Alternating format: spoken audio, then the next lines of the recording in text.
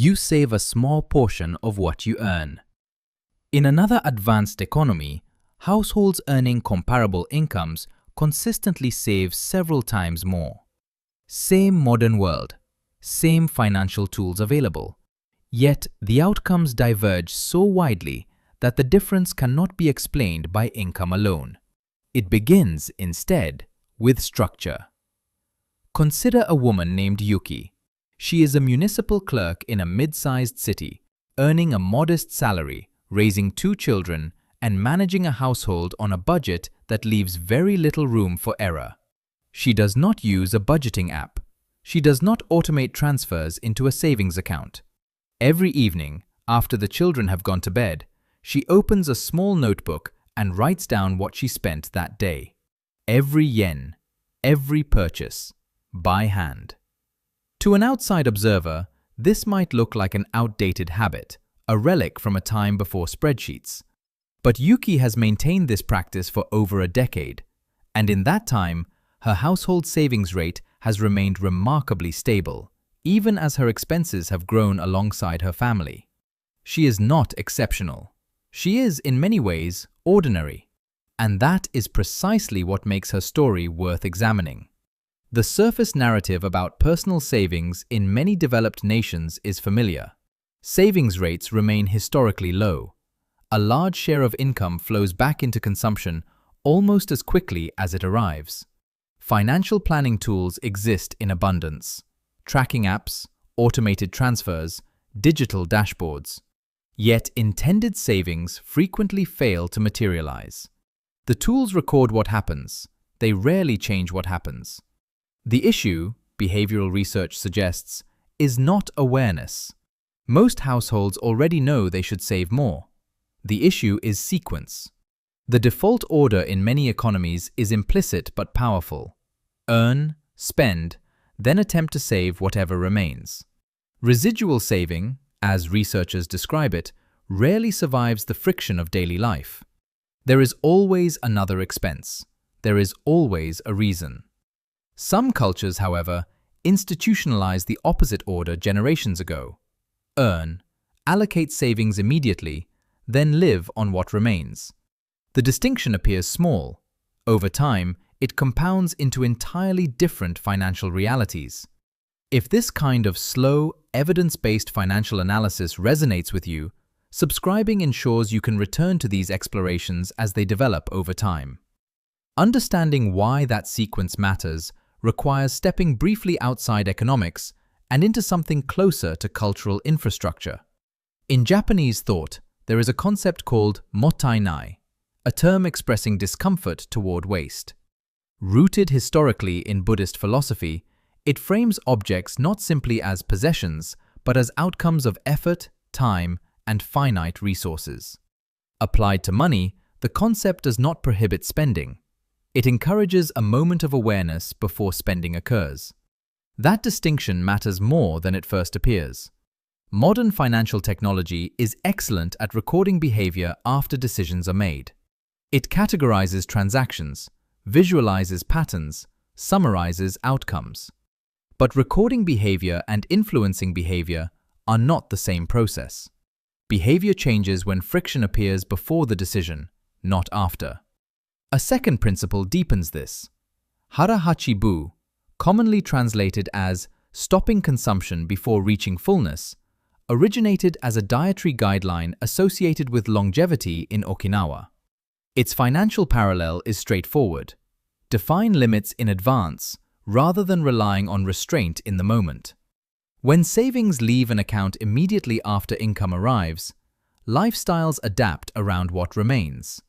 Perceived necessity recalibrates downward without continuous willpower. Behavior adjusts to constraints faster than intentions adjust to freedom. Long-form financial documentaries work best when revisited over time. Subscribing supports this kind of patient, research-grounded storytelling. This brings us to the practical tool that operationalized these ideas. In 1904, a journalist named Hani Motoko introduced a household accounting method designed for families managing limited resources without formal financial education. The system became known as Kakebo, Its structure is remarkably simple. At the beginning of each month, 4 questions are written by hand. How much income is available? How much will be saved? How much will be spent? How can improvement occur next month? Every purchase is then recorded manually under broad categories: needs, wants, culture, and unexpected expenses. At the end of the month, reflection replaces calculation. The objective is not perfection. The objective is understanding. Modern neuroscience offers an explanation for why this analog process may outperform its digital counterparts. Studies comparing handwriting and typing show stronger neural engagement during handwriting, particularly in areas linked to memory encoding and learning. Writing forces selection and interpretation rather than passive recording. In financial terms, handwriting transforms spending from data into experience. A chart informs, writing confronts. Over time, repeated awareness converts isolated expenses into recognizable patterns. Expenses once perceived as random begin to appear predictable, and predictable expenses can be planned for. Kakebo is not anti-technology. It simply inserts a moment of awareness before automation resumes. The system reframes budgeting from mathematics into feedback. Instead of asking whether a target was hit, it asks what worked, what felt unnecessary, and what created lasting value. That shift changes the role of money from measurement to meaning. If you find yourself reconsidering how your own financial decisions are structured, that reflection is part of the process. Subscribing helps ensure these analyses continue reaching viewers who value depth over speed. Consumer systems are optimized to remove hesitation between desire and purchase. One-click transactions eliminate the pause because the pause reduces sales friction. Kakebo restores that pause, and the pause is where financial agency returns. Return for a moment to Yuki. Her notebook is not sophisticated. It contains no graphs, no color-coded categories, no automated summaries. What it contains is a record of attention. Each entry represents a moment when spending moved from automatic to deliberate.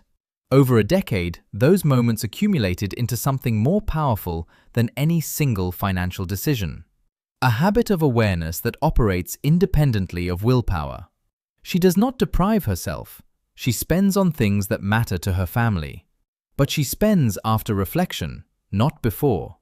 And the difference, compounded across years, has given her household a stability that many higher-earning families struggle to achieve. Toward the end of this analysis, one idea appears repeatedly across centuries of philosophy: knowing what is enough. Financial stability rarely comes from eliminating desire. It comes from defining sufficiency before external signals define it for you. Defaults matter. When saving is automatic, stability grows quietly. When awareness is intentional, spending becomes aligned rather than reactive. You do not need new software to test this principle. A notebook is sufficient. Write every purchase for 1 month. Move a fixed portion of income before spending begins. Observe patterns without judgment. The experiment is simple. The results are often revealing. If you want future episodes examining financial systems through historical and institutional lenses, subscribing ensures these long-form analyses continue to reach viewers looking for deeper explanations rather than faster answers. The technology will continue improving. Apps will continue tracking. Notifications will continue arriving. But sometimes the most effective financial innovation is not newer. It is slower.